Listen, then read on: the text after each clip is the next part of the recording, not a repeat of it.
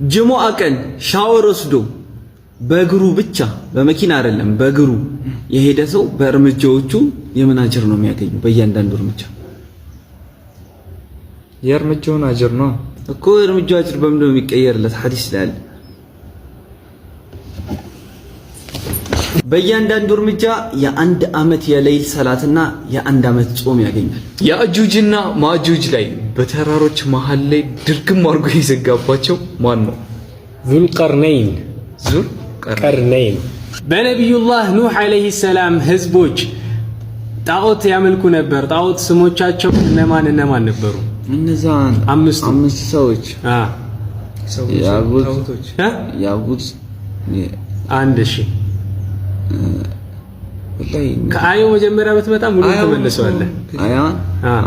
በለው ወደን ወላ ስዋዕን ወላ የጉተ ወየዑቀ ወነስራ አንዱን መልሶታል ወንድማችን።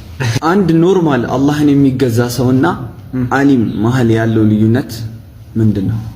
ሐዲስ ላይ እንጠቀሰው። ቢስሚላህ ዓሊሙ ያውቃል